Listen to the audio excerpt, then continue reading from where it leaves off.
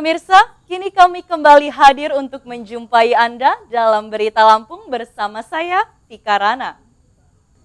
Sejumlah berita aktual dan informasi menarik lainnya telah kami siapkan untuk Anda.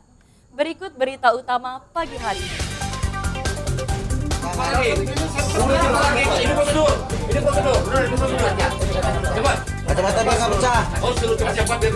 Seorang wakil kepala sekolah SMA di Bandar Lampung ditangkap karena mencuri mobil di kantor polisi. Biar nggak pecah. Udah.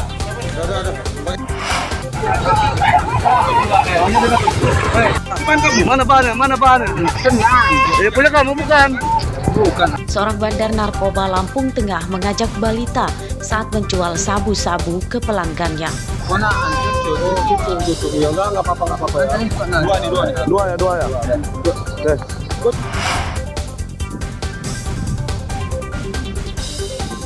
Puluhan siswa SD Negeri 2 Gunung Keramat mengeluhkan bangunan sekolah rusak. Atap lapuk dan seluruh jendelanya tidak ada kacanya.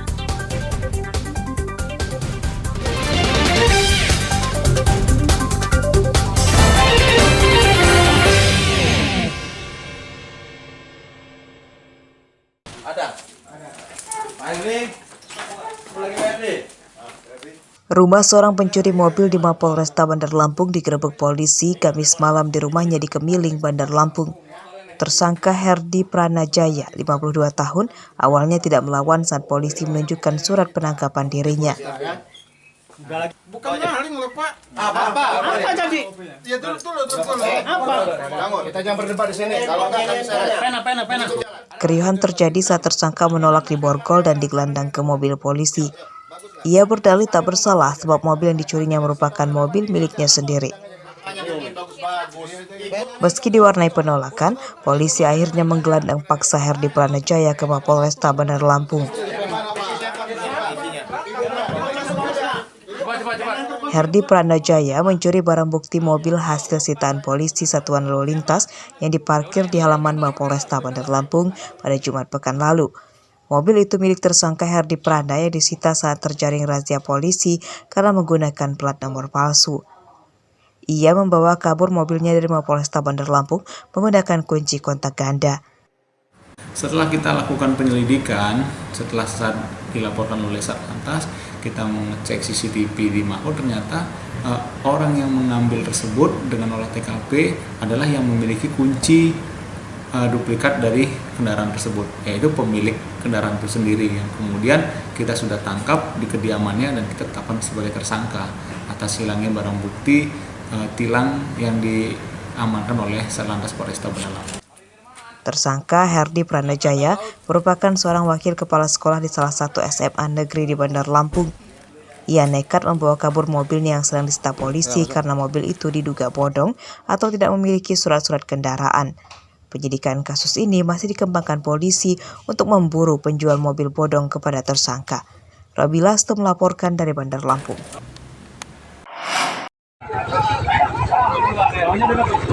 Mana bahannya? Tenang. Seorang pengedar narkoba yang sedang mengendarai motor bersama seorang balita ditangkap polisi di Jalan Desa Terbanggi Besar, Lampung Tengah, Kamis siang. Tersangka Muhayyar ditangkap saat akan menemui seorang pembeli sabu-sabu. Gonceng motor. Ayo bang. Tersangka ditangkap tak jauh dari rumahnya. Untuk menyamarkan bisnis haramnya agar tidak dicurigai warga, Muhayyar menjual sabu-sabu dengan mengajak seorang keponakannya yang masih balita. Dari penangkapan tersangka, polisi menyita 2 bungkus sabu-sabu. Kami amankan 1 orang pria dan 1 motor dengan barang bukti 2 kelipan, 2 plastik jenis sabu. Dan saat dilakukan upaya paksa tersebut, mengakui bahwa memang dia sudah menjual beberapa jenis sabu tersebut. Lalu di saat melakukan upaya penangkapan, kami upayakan tidak ada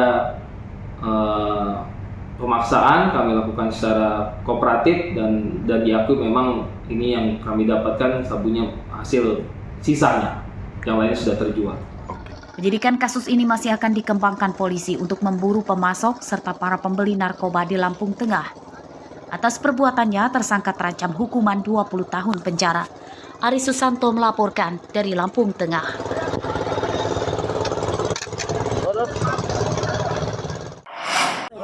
Berapa orang kebacok? Seorang buronan kasus penganiayaan yang bersembunyi di Muko-Muko Bengkulu ditangkap polisi sektor Wonosobo Tanggamus. Tersangka Edi Daryanto ditangkap karena menganiaya istri dan anak tirinya menggunakan senjata tajam. Korban bernama Jubaidah dan anaknya Randy Satriawan. Kamis siang tersangka Edi Daryanto langsung dibawa ke Polsek Wonosobo Tanggamus untuk ditahan. Dalam pemeriksaan polisi, tersangka menyatakan penganiayaan itu dipicu sakit hati tersangka yang dituduh tidak memberi nafkah keluarga oleh anak tirinya. Sebelumnya pernah terjadi cekcok antara suami dan istri, yang mana pelakunya adalah suaminya ini. Kemudian ketika dini hari, anaknya dianiaya oleh ayahnya dengan menggunakan golok. Mendengar itu, ibunya berusaha mendekat ke pintu, kemudian ternyata ayahnya pun menyerang ibunya hingga mengalami luka-luka juga. Ada kesempatan untuk melarikan diri, ibunya melarikan diri, dan akhirnya pelaku pun melarikan diri, dan akhirnya warga datang membantu. Penganiayaan bermula saat tersangka terlibat cekcok mulut dengan anak tirinya. Tersangka menganiaya korban dengan senjata tajam jenis golok di rumahnya di Desa Banjarsari, Kecamatan Wonosobo, pada 18 Agustus lalu. Saat itu, istri sekaligus ibu korban yang mendengar keributan itu berusaha melerai, namun malah jadi sasaran amuk kemarahan tersangka. Hingga Kamis siang, korban Randy Satriawan masih menjalani perawatan di rumah sakit dan ibunya sudah diperbolehkan pulang oleh dokter. Pada kasus ini, penganiaya para korban terancam hukuman 5 tahun penjara.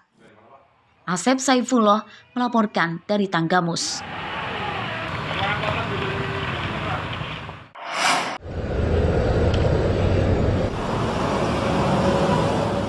Kasus kematian siswa Bintara Polri di SPN Kemiling Bandar Lampung Adven Pratama akhirnya resmi dilaporkan ke Bidang Propam Polda Lampung Kamis siang.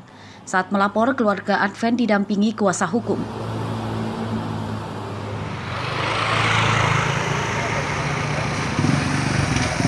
Pihak keluarga menyebut penyebab kematian Adven Pratama tidak wajar karena ada dugaan kuat akibat dianiaya.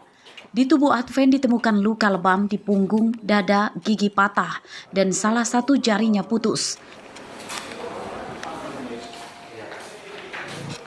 Pihak keluarga melapor ke Polda Lampung setelah mengautopsi jenazah Adven Pratama di Rumah Sakit Adam Malik Medan, Sumatera Utara. Karena berdasarkan temuan-temuan, bukti-bukti yang kita miliki, banyak sekali hal yang mencurigakan. Sehingga kita harapkan hal ini, polisi harus clear. Kalau ada oknum yang melakukan hal-hal yang tidak sesuai, maka harus diambil tindakan tegas. Di punggung 2 ada lubang, ya. Di pantat ada membiru, ya. Terus di dagu, gigi patah, bibir sobek, ya. Jari putus sekitar 2 cm. Adven Pratama meninggal dunia pada Selasa 15 Agustus lalu saat sedang menjalani pendidikan kepolisian di SPN Kemiling Bandar Lampung. Hasil pemeriksaan polisi awal, penyebab kematian Adven Pratama karena jatuh pingsan akibat sakit jantung. Duka pada tubuh Adven itu karena jatuh ke tanah saat pingsan. Oleh Polda Lampung, jenazah Adven Pratama kemudian dipulangkan ke Sumatera Utara. Sebelum dimakamkan, keluarga mengautopsi jenazah Adven di Rumah Sakit Adam Malik Medan untuk mencari tahu penyebab kematiannya. Robi Laste melaporkan dari Lampung Selatan.